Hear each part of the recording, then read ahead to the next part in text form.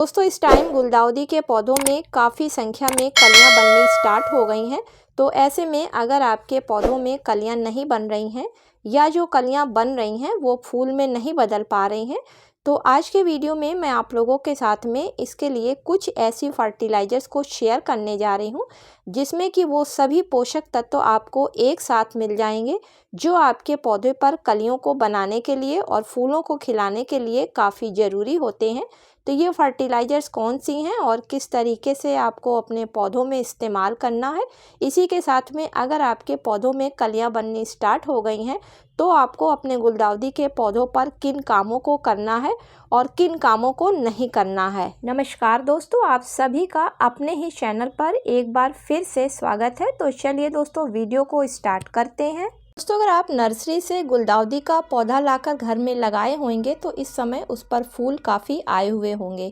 लेकिन अगर आपके पास पुराने पौधे हैं और या फिर आपने जुलाई अगस्त में कटिंग से पौधों को तैयार किया है तो उस पर इस समय कलियां बननी शुरू हो गई होंगी। तो दोस्तों जो पहला काम इस समय आपको करना है वो आपको अपने पौधों को पूरी तरीके से धूप वाली जगह पर रखना है, क्योंकि गुलदाउदी का पौधा एक पूरी तरीके से धूप वाला पौधा है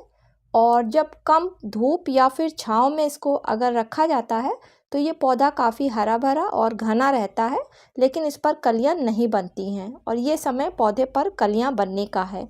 तो इसलिए आप अपने पौधे को अगर छांव में रखा है तो उठाकर धूप वाली जगह पर रख दें और पौधे को चारों तरफ से घुमा घुमा कर धूप दिखाएं, क्योंकि जिस हिस्से में इसके धूप नहीं लगेगी उस हिस्से में कलियां नहीं बनेंगी।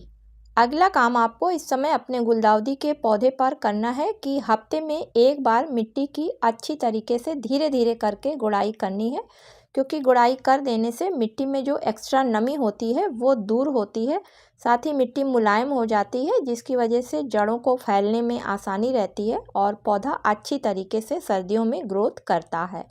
साथ में जड़ों को ऑक्सीजन भी अच्छी तरीके से मिलती रहती है और जो मिट्टी में खरपतवार या किसी तरीके के कीड़े मकोड़े होते हैं वो भी मिट्टी में नहीं लगने पाते हैं। अगला है कि दिसंबर के महीने में सभी गुलदाउदी के पौधों पर कलियां बनने का टाइम होता है, इसलिए इस समय इस पौधे को पानी बहुत कम कर दिया जाता है। बस मिट्टी में इतनी नमी बना के रखी जाती है कि पौधा हमारा सूखने ना पाए, क्योंकि अगर पानी की मात्रा बहुत कम हो जाएगी तो कलियां बनने में दिक्कत होएगी और जो कलियां निकलेंगी वो पूरी तरीके से फूल में बदल नहीं पाएंगी। और अगर पौधे को अधिक पानी मिल जाएगा तो पौधा अपनी जो सारी ताकत है वो अपनी ग्रोथ पे लगाता रहेगा और कलियों को बनाने में ध्यान नहीं देगा।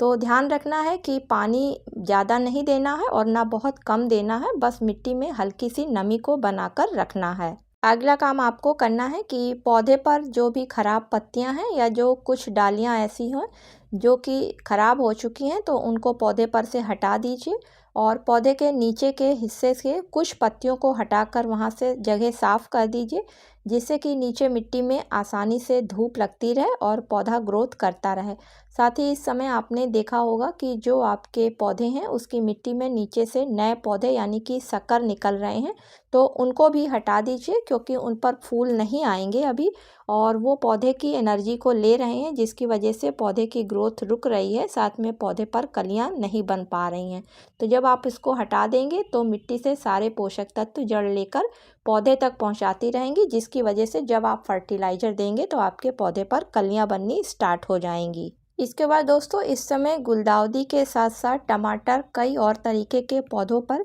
काले रंग के काफ़ी कीड़े लग रहे हैं जो कि डंठल को और जो नई कलियां बन रही हैं उनके रस को बराबर चूस रहे हैं, जिसकी वजह से वो वहाँ से कमज़ोर हो रही हैं और कलियां बढ़ नहीं पा रही हैं, गिर रही हैं, या फिर जो नई कलियां निकलने वाली हैं वो निकल नहीं पा रही हैं क्योंकि डंठल के रस को चूस रहे हैं, जिसके वजह से डंठल काफ़ी कमज़ोर हो रहे हैं। तो इन कीड़ों को हटाने के लिए आप किसी भी ऑर्गेनिक चीज़ का सहारा लें या फिर आप पानी के स्प्रे से अच्छी तरीके से इन पर स्प्रे करें जिससे कि ये हटते जाएं, या नीम ऑयल का हर 2 से 3 दिन पर स्प्रे करते रहें तो ये कीड़े हट जाएंगे, तो कलियां आपके पौधे पर बननी स्टार्ट हो जाएंगी। अब दोस्तों बात करते हैं कि दिसंबर के महीने में जब हमारे गुलदाउदी के पौधे पर कलियां बननी स्टार्ट हो गई हैं तो इस समय हमें कौन सी ऐसी फर्टिलाइज़र देनी है। तो दोस्तों जब भी किसी पौधे पर कलियां बनने का समय शुरू होता है तो उस समय उस पौधे को फास्फोरस और पोटेशियम खाद की सबसे ज़्यादा ज़रूरत होती है,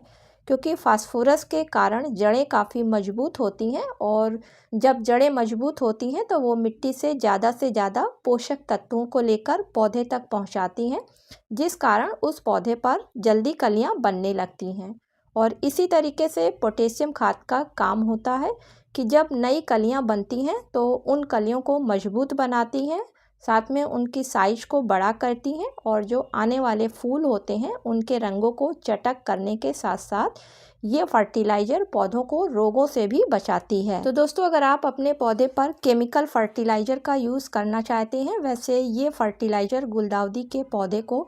काफ़ी पसंद है और ये फर्टिलाइज़र DAP है, जो कि एक केमिकल फर्टिलाइज़र होने के साथ साथ पौधे पर बहुत जल्दी कलियों को बनाने का काम करती है, क्योंकि इसमें जो है वो 46% अकेली फास्फोरस पाई जाती है और ये फास्फोरस जो है वो जड़ों को काफ़ी मजबूत बनाती है। तो अगर आपका गुलदाउदी का पौधा 8 इंच के गमले में लगा हुआ है तो मात्र 8 दाने आप इसको मिट्टी में डालकर ऊपर से हल्का सा पानी डाल दें। इसके इस्तेमाल से किसी भी पौधे पर अगर कलियां नहीं बन रही हैं तो इसका इस्तेमाल करने से पौधे पर बहुत जल्दी कलियां बननी शुरू हो जाती हैं। इसके अलावा अगर आप ऑर्गेनिक फर्टिलाइज़र का अपने पौधों पर इस्तेमाल करना चाहते हैं तो दोस्तों, उसके लिए सबसे बेस्ट ऑर्गेनिक फर्टिलाइज़र इस समय फूल वाले पौधों के लिए हैं सरसों की खली के पाउडर की बनी हुई फर्टिलाइज़र, या फिर केले के छिलके की बनी हुई फर्टिलाइज़र, प्याज के छिलकों से बनी हुई फर्टिलाइज़र, क्योंकि इन तीनों में पोटेशियम के साथ साथ फास्फोरस भी मौजूद है, जिसकी वजह से पौधे पर कलियां और फूल जल्दी आते हैं। अब दोस्तों, लास्ट में बात करते हैं कि इस समय आपको अपने गुलदाउदी के पौधे पर भूल कर भी पिंचिंग नहीं करना है, क्योंकि पिंचिंग करने का अब समय निकल चुका है और अगर इस समय आप पिंचिंग कर देंगे तो आपके पौधे पर कलियां बिल्कुल भी नहीं बनेंगी। तो दोस्तों, उम्मीद करती हूँ कि आज का वीडियो आप लोगों को पसंद आया होगा। अगर पसंद आया हो तो इसे ज़्यादा से ज़्यादा लाइक और शेयर करें, और अगर चैनल पर पहली बार विजिट कर रहे हैं और आपको मेरा वीडियो पसंद आ रहा है तो सब्सक्राइब भी करें। मिलती हूँ किसी अगले वीडियो में किसी नई जानकारी के साथ में। तब तक के लिए दोस्तों, हैप्पी गार्डनिंग।